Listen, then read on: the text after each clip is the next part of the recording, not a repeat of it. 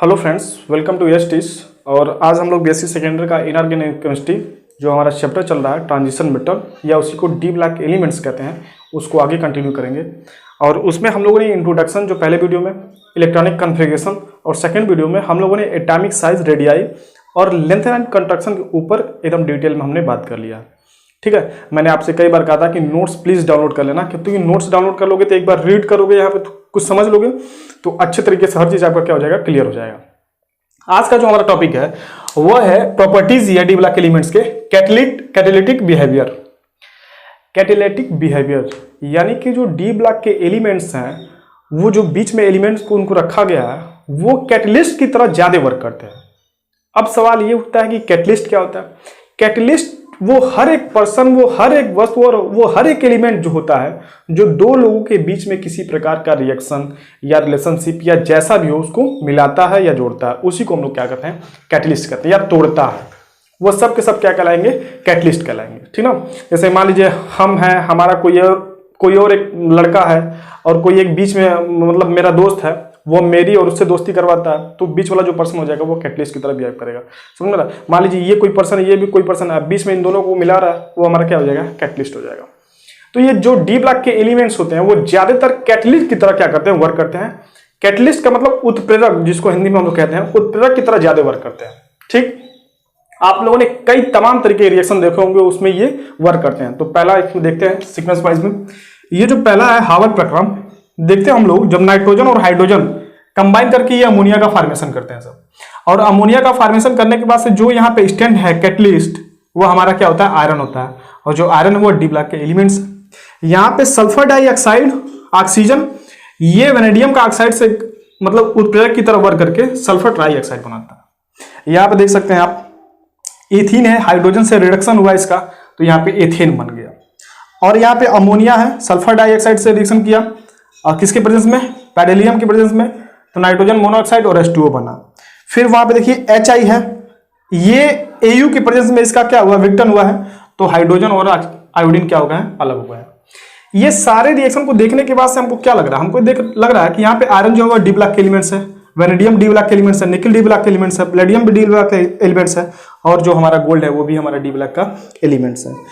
तो इन रिएक्शन को देख के ये पता चल रहा है कि अधिकतर जो रिएक्शन होते हैं उसमें जो कैटलिस्ट का जो वर्क करता है वो डी ब्लॉक के एलिमेंट्स ही करते हैं। ये तो नॉर्मल होगा कि चलो भाई डी ब्लॉक के एलिमेंट्स करते हैं। सवाल ये नहीं है, सवाल ये है कि डी ब्लॉक एलिमेंट्स ही क्यों करते हैं। क्यों नहीं इनकी जगह पे हम लोग एस ब्लॉक के एलिमेंट को रख सकते हैं, या इसी की जगह पे हम लोग पी ब्लॉक के एलिमेंट्स को रख सकते हैं, क्यों नहीं रख सकते, या इसी की जगह पे एफ ब्लॉक के एलिमेंट्स को क्यों नहीं रख सकते।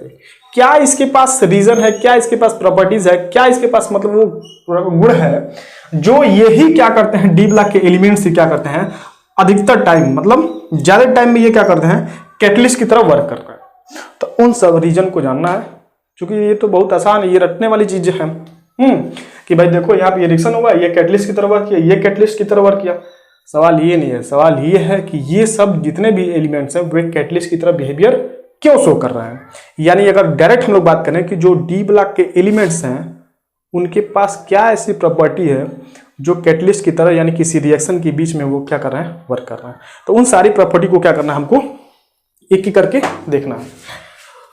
तो एक रिएक्शन को हम यहाँ पे रख देते हैं और इसी के बेसिस पे हम लोग क्या करेंगे, इसको समझने का प्रयास करेंगे। ठीक है, पहला जो इसका रीजन है वह है क्या, लार्ज सरफेस।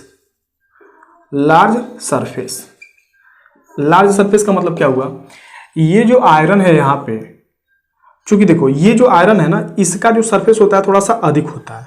तो सरफेस जब बाबू अधिक होगा तो जितना ही ज्यादा सरफेस होगा उतना ही बढ़िया से, सपोज करिए कि मान लीजिए ये A है और ये B है, तो ये A भी और यहाँ से B भी दोनों आपस में मिलाएंगे और इन दोनों को ज्यादा तरीके से जगह मिलेगा। अब जब जगह मिलेगा तो रिएक्शन करने की जो संभावनाएं हैं, जो पॉसिबिलिटी है, वो क्या होती है, बढ़ जाती है। तो पहला रीजन हम ये बता सकते हैं कि जो डी ब्लॉक के एलिमेंट्स हैं उनके पास सरफेस बहुत अधिक होता है। जब सरफेस अधिक होगा तो रिएक्शन करने के लिए जो जगह होगा वो भी पर्याप्त मिलेगा, और जब पर्याप्त मिलेगा तो क्या होगा, तो रिएक्शन पॉसिबल होगा, वह अच्छे तरीके से होगा। ठीक है, जैसे मान लीजिए आप किसी मैरिज हॉल में गए शादी करने के लिए, ठीक ना, मतलब एक एंगेजमेंट पार्टी है चाहे जो भी हो मैरिज हॉल में। अब मैरिज हॉल का सरफेस एरिया जितना ज़्यादा रहेगा, मतलब उसके लेयर्स नीचे जितने ज़्यादा रहेंगे उतना ही ज़्यादा आपको जगह मिलेगा और उतना ही ज़्यादा आपकी पार्टी क्या हो सकती है, मस्त हो सकती है और बढ़िया हो सकती है, क्योंकि आपको जगह भी ज़्यादा मिल जाएगा। ठीक है, दूसरा लार्ज, पहला तो लार्ज सरफेस होगा, दूसरा vacant D orbital. Vacant D orbital, अब इसका क्या रोल है भाई, देखो जैसे मान लीजिए ए और ये बी है और यहाँ पे मान लीजिए ये कोई कैटलिस्ट है और ये सी बना दिया, तो हम जानते हैं डी ब्लॉक का एलिमेंट्स है, तो डी ब्लॉक के एलिमेंट्स में उसके वैकेंट डी ऑर्बिटल खाली हैं। वैकेंट का मतलब खाली, तो डी ऑर्बिटल उसके खाली हैं। जब उसके डी ऑर्बिटल खाली हैं तो ऐसा नहीं है कि ए और बी आपस में तुरंत ये आया कहा ए और बी दोनों आपस में रिएक्शन करो, तो रिएक्शन किया और रिएक्शन करने के बाद सी बना दी, नहीं नहीं नहीं, ऐसा नहीं होता। ये जो यहाँ पे कैटलिस्ट होता है, ये अगर इसके पास डी जो ऑर्बिटल है अगर वो खाली है तो वो ए और बी के बीच में, जैसे मान लो यहाँ पे डी ऑर्बिटल हो गया, तो ए और ये बीच में क्या करता है, एक बांड बनाता है अपने से। इसके बाद ऑर्बिटल खाली होता है तो ये बांड बनाता है, और बांड बनाने के बाद से जब देखता है कि ये और ये दोनों स्टेबल हो गए हैं आपस में मिलने के लिए, तब इन बांड को मतलब यहां से निकल जाएगा और इन दोनों बांड को क्या करेगा, जोड़कर, और फाइनली प्रोडक्ट हमारा सी बना देगा। मतलब उसके जो डी ऑर्बिटल होते हैं ना वो खाली होते हैं, तो वो एक अनस्टेबल बांड बनाते हैं उस कैटलिस्ट के साथ। मतलब अगर इसके डी ऑर्बिटल, जैसे मान लीजिए वो इसे डी ऑर्बिटल इसका है, अब इसके डी ऑर्बिटल इसके खाली हैं, तो डी ऑर्बिटल जो खाली होते हैं उनको ए भी यूज करता है, उनको बी भी यूज करता है, तब तक जब तक ए और बी मिलकर सी न बना दें तब तक उसके डी ऑर्बिटल को वो यूज करते हैं। तो पहला रीजन हमने देखा कि लार्ज सरफेस, दूसरा हमने देखा वैकेंट डी ऑर्बिटल, और तीसरा जो होता है इंटरमीडिएट। इंटरमीडिएट का मतलब क्या हुआ, इंटरमीडिएट का मतलब ये हुआ कि जैसे यहां पे जैसे अभी मैंने लिखा था सल्फर डाइऑक्साइड और ये ऑक्सीजन आपस में कंबाइन करके क्या बनाते हैं, सल्फर ट्राइऑक्साइड बनाते हैं, और यहां पे हमने वेनेडियम का ऑक्साइड लिया था। तो रिएक्शन इंटरमीडिएट का मतलब ये हुआ कि सल्फर डाइऑक्साइड और ये ऑक्सीजन से मिलकर वेनेडियम ऑक्साइड इसके साथ जुड़ा रहता है और फाइनली क्या करता है, यहाँ पे प्रोडक्ट का फॉर्मेशन करता है। तो ये बीच में क्या होता है, एक रिएक्शन इंटरमीडिएट का फॉर्मेशन होता है। मतलब बीच में कुछ अवस्थाएं होती हैं जहां पे कैटलिस्ट इन दोनों को लेकर रुकता है और रिएक्शन का लास्ट में हमारा प्रोडक्ट देता है। तो हमने देखा कैटलिटिक बिहेवियर में डी ब्लॉक के एलिमेंट्स जो होते हैं वो क्यों कैटलिस्ट की तरह वर्क करते हैं। पहला, लार्ज सरफेस एरिया जो होता है उसका थोड़ा सा अधिक होता है। जब एरिया अधिक होगा तो ए और बी को जगह भी ज्यादा मिलेगा रिएक्शन करने के लिए। तीसरा हमने देखा vacant D orbital. Vacant D orbital, अब वैकेंट डी ऑर्बिटल में ये जो कैटलिस्ट होते हैं उसके डी ऑर्बिटल खाली होते हैं, और जब डी ऑर्बिटल खाली होते हैं तो ए और बी आपस में मिलकर इस वैकेंट डी ऑर्बिटल से बॉन्ड बनाते हैं, और बॉन्ड बनाने के बाद से वो बॉन्ड तब तक रहता है जब तक फाइनली प्रोडक्ट हमारा न बन जाए। अभी मैंने मैरिज हॉल का आपके पास एग्जांपल लिया था, तो मैरिज हॉल में जाते हैं, एरिया अधिक होता है तो आपकी पार्टी तो बढ़िया हो जाएगी, लेकिन उसी मैरिज हॉल के जो ऑर्बिटल यानी जो कमरे होते हैं वो खाली होते हैं। वो कमरे जब खाली होते हैं तो वहां पे हम लोग क्या करते हैं, उस कमरे को यूज करते हैं, और यूज करने के बाद से जो दो पार्टियां आपस में आई होती है उनको हम लोग क्या करते हैं, कंबाइन करते हैं। तो वो जो कमरा होता है वो कुछ समय के लिए हमारा और उस कमरे के बीच में बॉन्ड बनता है, वही कमरे हैं सब ये, वो बॉन्ड बनता है, और वो बॉन्ड तब तक बना रहता है जब तक या सगाई ना हो जाए, मतलब फाइनल प्रोडक्ट ना बन जाए, या हमारी जो मैरिज पार्टी है वो मैरिज कंप्लीट ना हो जाए, वो तब तक क्या होता है उसमें जुड़ा रहता है।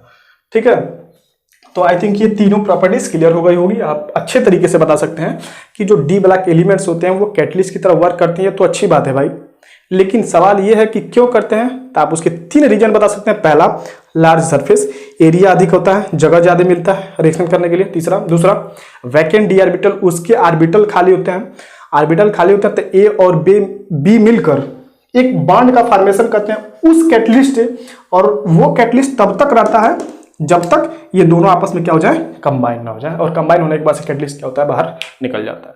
तीसरा देखा हमने रिएक्शन इंटरमीडिएट, मतलब कैटलिस्ट एक अवस्था का फॉर्मेशन करता है, एक स्टेट का फॉर्मेशन करता है, जहां पे एक मीडियम का फॉर्मेशन हो, एक इंटरमीडिएट का फॉर्मेशन हो, तब जाके हमारा प्रोडक्ट क्या होता है, बनता है।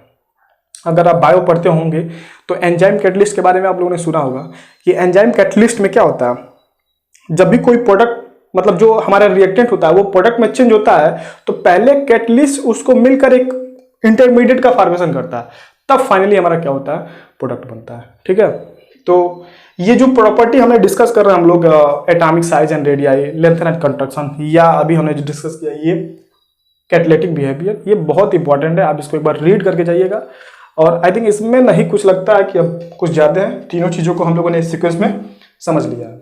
अब हम बात करेंगे किसके ऊपर, मैग्नेटिक प्रॉपर्टी के ऊपर। इसके पास मैग्नेटिक प्रॉपर्टी कहाँ से आती है, तो पहले तो हमको ये समझना है कि कोई भी जो एटम होता है उसके पास मैग्नेटिक प्रॉपर्टी कहाँ से आ गई, उसके पास चुंबकत्व का गुण कहाँ से आ गया।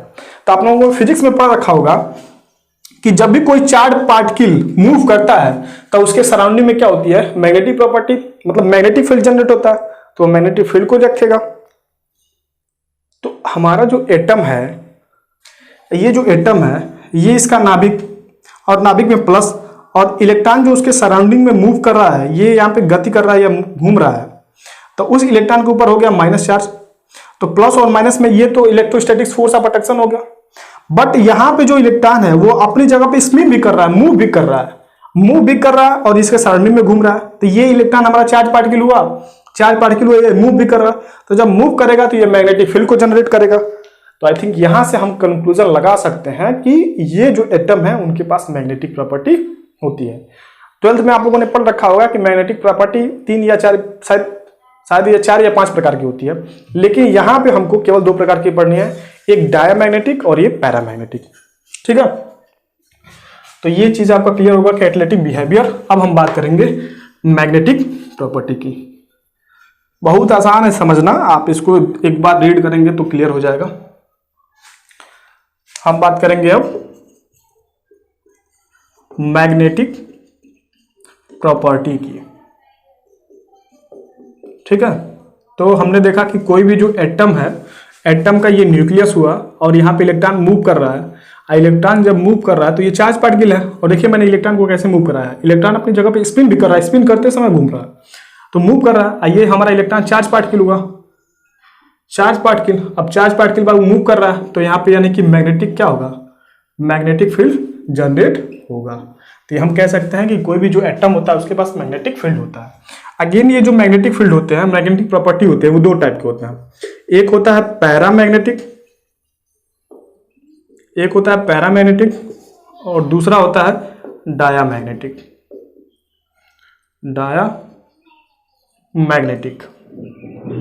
बहुत आसान है। अगर एक लैंग्वेज में मैं बताऊं कि पैरामैग्नेटिक और डायमैग्नेटिक की, तो पैरामैग्नेटिक हर वो सब्सटेंस होगा जिसके पास अनपेयर्ड इलेक्ट्रॉन होगा, और डायामैग्नेटिक हर वो सब्सटेंस होगा जिसके पास जो इलेक्ट्रॉन होगा वो कैसा होगा, पेयर्ड में होगा।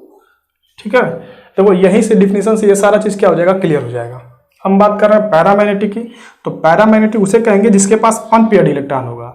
डायामैग्नेटिक उसे कहेंगे जिसके पास हमारा इलेक्ट्रॉन जो होंगे वो पेयर्ड में होंगे। अब क्या मतलब हुआ, मतलब ये हुआ कि आप किसी भी एटम का इलेक्ट्रॉनिक कॉन्फ़िगरेशन करिए, और इलेक्ट्रॉनिक कॉन्फ़िगरेशन करते समय अगर इलेक्ट्रॉन अनपेयर्ड है तो हमारा कौन सा होगा, पैरामैग्नेटिक होगा। इसका डेफिनेशन में हम बताएंगे इसको। डायमैग्नेटिक उसे कहते हैं कि जब इलेक्ट्रॉनिक कॉन्फ़िगरेशन कर रहे हैं उसके हर एक ऑर्बिटल में जितने भी इलेक्ट्रॉन है वो सब के सब पेयर्ड में है, सब के सब युग्मक में, मतलब जोड़े बना के रखे गए हैं, उसको हम लोग बोलेंगे डायामैग्नेटिक। तो जो हमारे डी ब्लॉक के एलिमेंट्स होते हैं वो अधिकतर जो एलिमेंट्स होते हैं, मतलब ज्यादातर जो एलिमेंट्स होते हैं वो पैरामैग्नेटिक होते हैं। क्यों, क्योंकि सबके पास क्या होता है, अनपेयर्ड इलेक्ट्रॉन होता है, सिवाय जिंक को छोड़ के। क्योंकि जिंक का जो हम बात करते हैं, ये जिंक है, जब जिंक में जाएंगे तो ये 4s2 और 3d10, याद है लास्ट वाला इलेक्ट्रॉनिक कॉन्फ़िगरेशन।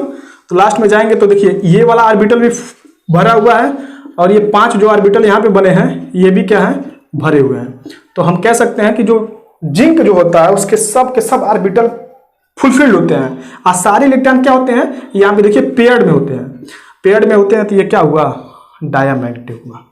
अब आते हैं डिफिनीशन पे, कि डिफिनेशन तो ये भी है लेकिन और इसको फील करके समझ सकते हैं कि पैरामैग्नेटिक उसे कहते हैं अगर कोई सब्सटेंस है, आप उसको मैग्नेटिक फील्ड में लेके जा रहे हो तो मैग्नेटिक फील्ड की ओर वो थोड़ा सा अट्रैक्ट होगा, उसे हम लोग पैरामैग्नेटिक कहेंगे। जैसे मान लो ये चुंबकीय क्षेत्र हो गया, ये मैग्नेटिक फील्ड हो गया, और यहाँ पे मैंने कोई पैरामैग्नेटिक सब्सटेंस लिया, और जब मैंने पैरामैग्नेटिक सब्सटेंस को मैग्नेटिक फील्ड में लेके जाऊंगा या मैग्नेटिक फील्ड को मैग्नेटिक फील्ड में लेके आएंगे, तो वो जो पैरामैग्नेटिक सब्सटेंस होगा वो अट्रैक्ट करेगा उस चुंबक की ओर, उस मैग्नेटिक की ओर खींचा चला जाएगा, तो उसको हम बोलेंगे पैरामैग्नेटिक। डायमैग्नेटिक, ये मैग्नेटिक फील्ड हो गया, अब ये क्या करेगा, मैग्नेटिक फील्ड की ओर, मैग्नेटिक फील्ड की ओर क्या करेगा, ये अट्रैक्ट करेगा। और डायमैग्नेटिक में सारे इलेक्ट्रॉन पेयर में, तो अगर इस डायमैग्नेटिक कोई सब्सटेंस है और उसको मैग्नेटिक फील्ड में लेके जाएंगे तो वो रिपेल करेगा, वहां पे क्या करेगा, वो रिपल्सन करेगा, वहां पे वो रिपल्सन करेगा। ठीक है, तो पैरामैग्नेटिक सब्सटेंस उसे कहेंगे जिसके पास अनपेयर्ड इलेक्ट्रॉन हो और इसको आप मैग्नेटिक फील्ड में लेके जाते हैं, ठीक ना, तो मैग्नेटिक फील्ड में वो क्या करेगा, अट्रैक्ट करेगा। डायमैग्नेटिक में सारे इलेक्ट्रॉन पेयर्ड में होंगे, अगर इसको आप मैग्नेटिक फील्ड में लेके जाते हैं तो वो रिपेल करेगा, यानी कि वहां से रिपल्सन करेगा। लेकिन ऐसा होता क्यों है, ऐसा ये होता है क्योंकि किसी भी ऑर्बिटल में जब दो इलेक्ट्रॉन होते हैं तो दोनों का अपना अलग अलग स्पिन होता है, ठीक ना, उसका अपना अपना स्पिन होता है। तो जब अगर मान लीजिए अगर हम इसकी बात करें, देखिए अगर इसका कोई इलेक्ट्रॉनिक कन्फिग्रेशन कर रहे हो और मान लीजिए यहाँ पे 3 ऑर्बिटल हो गया सपोज करो, तो यहाँ पे 1 2 3, अगर इसकी बात कर रहे हैं, चलो भाई एक ही बनाओ सबसे बढ़िया रहेगा, और यहाँ पे क्या है 2 है, तो ये अपना इसका स्पिन होता है और इसका अपना स्पिन होता है, दोनों जो इलेक्ट्रॉन होते हैं वो अपने स्पिन को क्या करते हैं, न्यूट्रल कर देते हैं, तो वहां पे कोई मैग्नेटिक फील्ड मतलब क्रिएट नहीं हो पाता है। और यहाँ पे जो स्पिन होता है ना, उसका स्पिन केवल एक ही डायरेक्शन में है, तो ये मैग्नेटिक फील्ड को क्या करेगा, अट्रैक्ट करता है, और ये क्या करेगा, रिपेल करेगा। ठीक है, तो पैरामैग्नेटिक का डिफिनेशन हमने क्लियर किया, एक बार रिकॉल कर लेते हैं। अनपेयर्ड इलेक्ट्रॉन मैग्नेटिक फील्ड की ओर अट्रैक्ट करेगा, डायमैग्नेटिक सारे इलेक्ट्रॉन पेयर्ड में होंगे और वो क्या करेंगे, रिपल्सन करेंगे। क्यों, क्योंकि सारे इलेक्ट्रॉन जब पेयर्ड में हो जाते हैं तो पेयर्ड में होने के बाद वो क्या करते हैं, अपने स्पिन को न्यूट्रल कर देते हैं, जिसके कारण वहां पे कोई मैग्नेटिक फील्ड का अट्रैक्शन नहीं क्रिएट हो पाता है। तो अब दिमाग में आ रहा होगा कि पैरामैग्नेटिक कौन है, डायमैग्नेटिक कौन है, तो बहुत सारे जो मतलब एलिमेंट्स होते हैं, अधिकतर जो एलिमेंट्स होते हैं वो सब के सब हमारे पैरामैग्नेटिक होते हैं। क्यों, अगर मान लीजिए हम स्कैंडियम की बात करें, स्कैंडियम की, तो इसके वाले में डी में कौन सा इलेक्ट्रॉन है, एक वैनेडियम की बात करें तो कितने अनपेयर्ड इलेक्ट्रॉन होंगे, 2 इलेक्ट्रॉन होंगे। उसी तरह आप करते जाएंगे तो केवल जिंक ही एक ऐसा एलिमेंट होता है जिसके पास इलेक्ट्रॉन के सब क्या होते हैं, मैं 3D सीरीज की बात कर रहा हूं, उसमें जो इलेक्ट्रॉन होते हैं वो पेयर्ड में होते हैं। जब वो पेयर्ड में हो गए तो आप क्या हो गया, डायमैग्नेटिक हो गया। ठीक ना, अगर आपको डिफिनीशन लिखना हो तो डिफिनीशन लिख सकते हैं कि ऐसे सब्सटेंस जिसको मैग्नेटिक फील्ड में ले जाने के बाद वो रिपल्सन करे, डायमैग्नेटिक। एक और लाइन लिख सकते हैं, इनके पास जो ऑर्बिटल होंगे उसमें जो इलेक्ट्रॉन होंगे सब के सब क्या होंगे, पेयर्ड होंगे। पैरामैग्नेटिक का डिफिनीशन आप लिख सकते हो कि ऐसे सब्सटेंस जिसको मैग्नेटिक फील्ड में ले जाने के बाद वो अट्रैक्ट करे, उसको हम लोग पैरामैग्नेटिक कहेंगे। इसके पास अनपेयर्ड इलेक्ट्रॉन होगा, ठीक है, और ये मैग्नेटिक फील्ड में क्या करेगा, अट्रैक्ट करेगा। अब मान लीजिए 4 एलिमेंट ऐसे दे दिए, कुछ 4 एलिमेंट ऐसे दे दिए, 4 एलिमेंट तो आपसे पूछ रहा है कौन सा पैरामैग्नेटिक है, कौन सा डायमैग्नेटिक है। आप उसका इलेक्ट्रॉनिक कॉन्फ़िगरेशन करिए, इलेक्ट्रॉनिक कॉन्फ़िगरेशन करेंगे आपको पता चल जाएगा कि कौन सा है, डायमैग्नेटिक है कि पैरामैग्नेटिक है। अधिकतर क्या होता है कि आपको आयनिक स्टेट में पूछा जाता है, आयनिक स्टेट में पूछा जाएगा कि ये पैरामैग्नेटिक है कि डायमैग्नेटिक है। जैसे मान लो यहाँ पे जिंक है, जिंक के 30 होते हैं तो 30 के 30 तो भरे हुए हैं, लेकिन वही आपसे पूछ दे जिंक 2+, तो आप इलेक्ट्रॉनिक कॉन्फ़िगरेशन करके देखिए, वैसे मतलब तुक्का मत मारिए, नहीं तो गलत हो जाता है। अब मान लीजिए यहाँ से 2 इलेक्ट्रॉन निकल गए, और 2 इलेक्ट्रॉन निकले हैं तो वो आउटर सेल से निकलेंगे, तो आउटर सेल में देखिए यहाँ पे 4s है, तो यहाँ से 2 इलेक्ट्रॉन निकल गया। अब बाबू जब 2 इलेक्ट्रॉन यहाँ पे निकल गया तो 3D तो ऑलरेडी भरा हुआ है, तो अभी भी यहाँ पे इलेक्ट्रॉन जो है वो सब के सब क्या है, अनपेयर्ड है, यानी सॉरी पेयर्ड में है, अनपेयर्ड इलेक्ट्रॉन नहीं है। उस समय भी ये क्या होगा, डायमैग्नेटिक होगा। तो किसी भी आयन, किसी भी एटम, किसी चीज के बारे में अगर बात करें तो आप क्या करिए, उसका इलेक्ट्रॉनिक कॉन्फ़िगरेशन कर लीजिए और देख लीजिए उसके जो ऑर्बिटल है, उस ऑर्बिटल में अगर अनपेयर्ड इलेक्ट्रॉन है तो हमारा क्या हो जाएगा, अनपेयर्ड इलेक्ट्रॉन है तो हमारा क्या हो जाएगा, पैरामैग्नेटिक हो जाएगा। अगर सारे इलेक्ट्रॉन पेयर्ड में है तो हमारा कौन सा हो जाएगा, डायमैग्नेटिक हो जाएगा। ठीक है, तो ये चीज क्लियर हो गया होगा कि हमने बात कर लिया कैटालिटिक बिहेवियर, हमने बात कर लिया मैग्नेटिक प्रॉपर्टी। अब इसी मैग्नेटिक प्रॉपर्टी से एक शब्द जो है मैग्नेटिक मोमेंट। अगर किसी एलिमेंट्स के पास मैग्नेटिक प्रॉपर्टी है तो उसका मैग्नेटिक मोमेंट क्या होगा, मतलब उसका घूर्णन क्या होगा, चुंबकीय आघूर्ण क्या होगा। तो अगला जो टॉपिक है वो हमारा मैग्नेटिक मोमेंट।